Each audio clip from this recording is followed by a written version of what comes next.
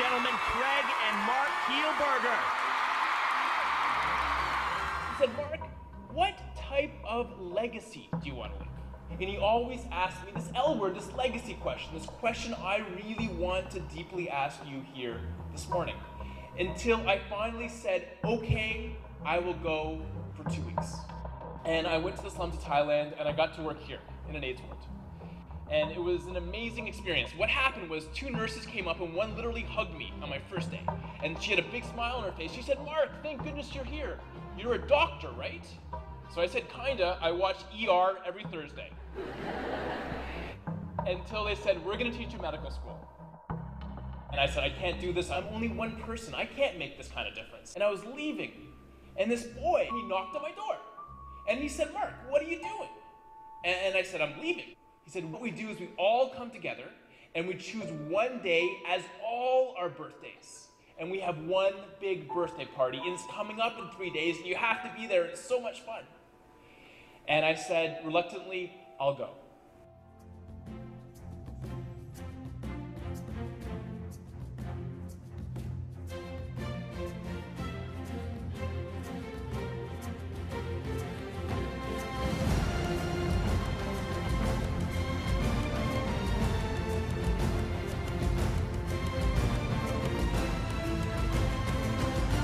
I wasn't looking for a social issue to stand here. I was looking for the comics in the paper. But one moment, I just saw this article.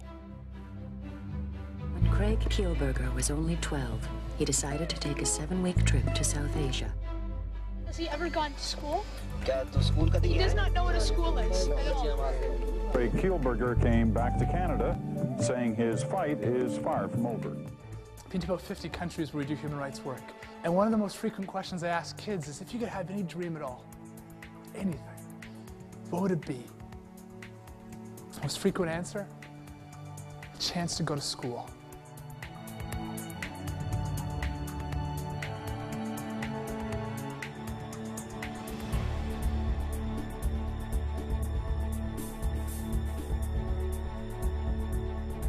To ask each other, what are you passionate about? What can we do as a family? What contribution can we make? When you get home tonight, to put your family calendar on the kitchen table and circle the day that you're gonna go volunteer.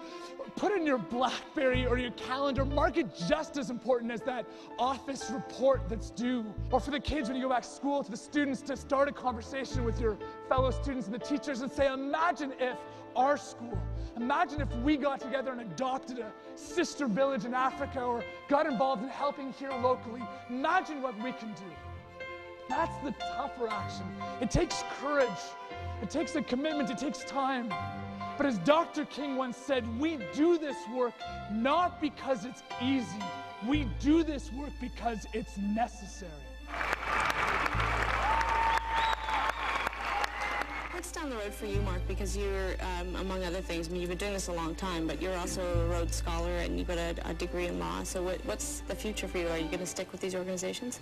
We can play a major difference in changing the lives of others. We need to understand that we're going to spend $1 trillion this year on the military. That's more than $3 billion a day. We need to understand that we're going to spend $18 billion this year on makeup.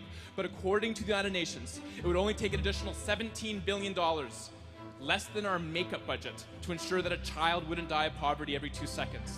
We also need to understand that we're going to spend $17 billion this year in North America alone on dog food and cat food, which is more money, by the way, than we spend on foreign aid.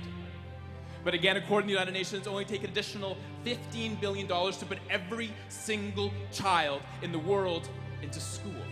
It's very possible in our lifetime to end the worst forms of poverty in our world.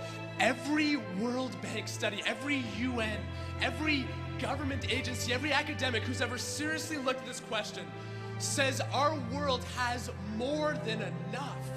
It's a question of if we care enough. For you see, young people have always been at the forefront of every major movement for social change.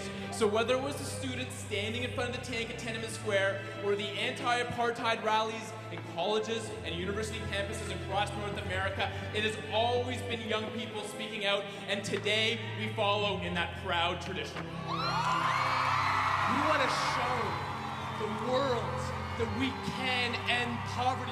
We want to show the world that this is the generation that we have been waiting for.